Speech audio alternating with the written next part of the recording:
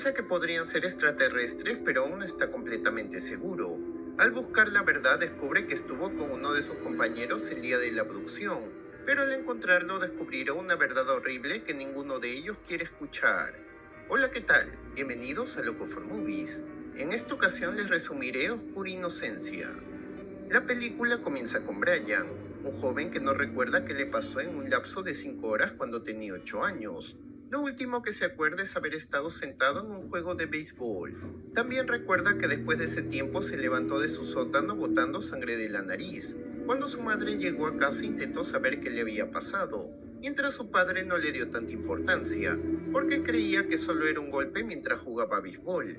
Aún así su madre lo terminó sacando del equipo.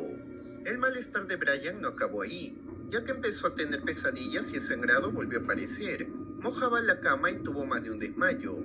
Días después una luz extraña apareció en su casa, y al subir al techo con su familia descubrió que era un ovni. El verano pasó y Brian se quedó marcado para toda la vida con esas tres cosas: su desmayo, la oscuridad y el misterioso ovni. Ahora conocemos a Neil, un joven que a los 8 años vio a su madre y a su pareja teniendo un encuentro en el patio.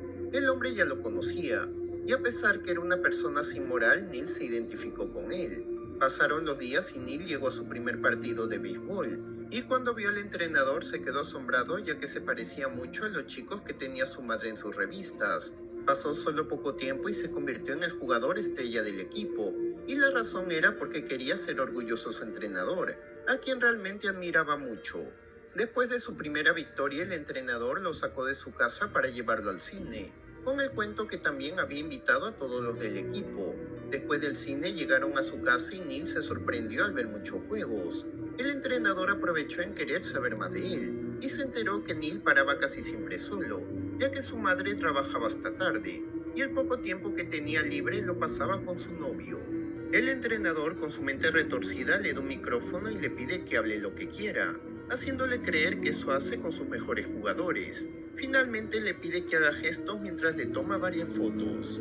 Días después su madre ingenua le pide al entrenador que lo recoja. El hombre luego lo lleva a su casa y le enseña las fotos que tomó de él. Neil empieza a tener hambre y el entrenador lo lleva a la cocina donde tiene muchos dulces. El niño agarra uno de ellos, pero al abrirlo el contenido se cae al suelo.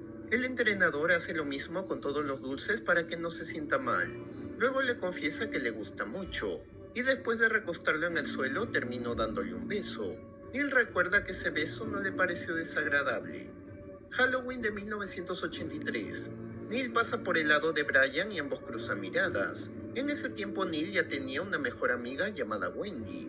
Mientras pasean por las calles se encuentran un niño tímido y se lo llevan a otro lugar. Mientras tanto Brian se encuentra en una casa de terror. De pronto un miedo extraño se apoderó de él. Además sentía que algo malo iba a pasar y no podía hacer nada para detenerlo.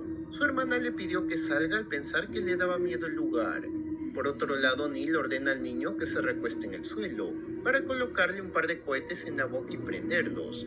Wendy, asustada, le asegura que el niño le dirá a sus padres, pero Neil le dice que sabe cómo convencerlo.